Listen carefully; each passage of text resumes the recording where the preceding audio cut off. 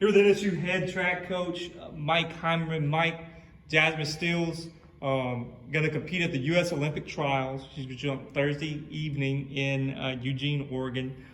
She was at the NCAA championships just a week and a half or so ago. Is there any benefit that was her first time jumping at the University of Oregon? She's going to jump in the same facility again. Any carryover in terms of just being familiar with the facility, with the city? Yeah, she should have a little familiarity. It should be, a plus for her. A lot of the people that have been out there have been in at least one meet, at least all the collegiates.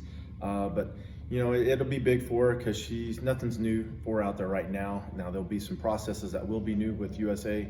That's different with USA track and field versus NCAA. But she has been around on the bigger stage enough that she should be okay. And it gives her an opportunity to maybe avenge or rectify a bad meet. Avenge, I guess is the better word. Avenge a bad meet to hopefully jump well and end the season on a good note.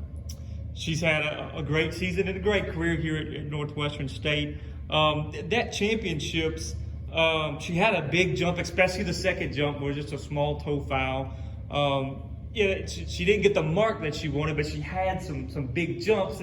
Can you carry over from even not the meet that she wanted, but can it carry over to this? Yes, talking to Jasmine after the meet, of course, yes, she was very, very disappointed.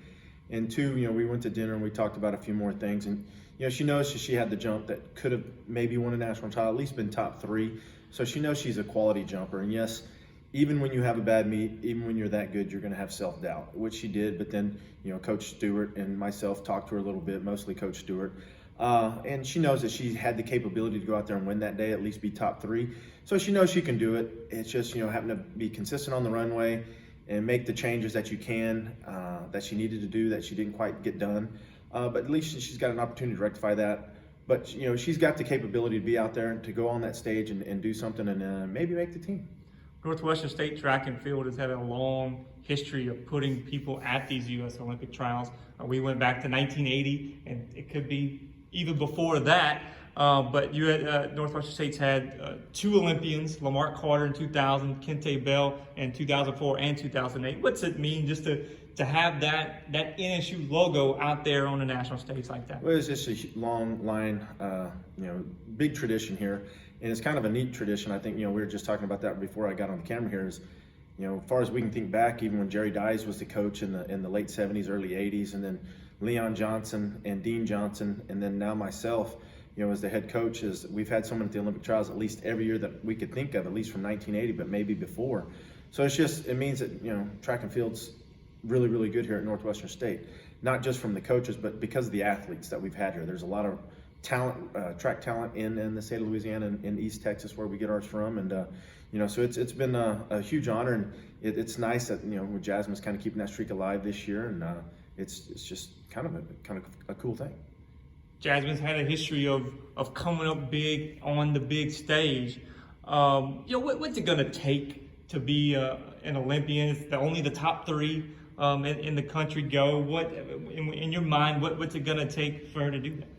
Well, after watching track and field for the first 4 days, it's going to take probably a PR and probably, a PR for Jasmine, but probably a jump over 22 feet. There's been I think women's triple jump was really, really good. Men's triple jump, the finals are today, but like in the throws and some of the sprints that have gone on, it's been very, very good. The talent is really deep right now in the U.S. And like they say, the U.S. team is the hardest team to make because the track is so deep. The talent is so deep. But it's probably going to take a jump over 22 feet to make it, maybe further than that. But we'll see. I know that Jasmine's going to go out there and give it everything she's got, and we'll be proud of her for that no matter what to make it to the trials. They only take 24, and that's pretty talented to be top 24 in the United States, not just collegiate, but top 24 in the United States. And, she'll go out there and give it everything she has, and I wouldn't bet against her. Coach Mike Heimerman, thank you very much. Thank you.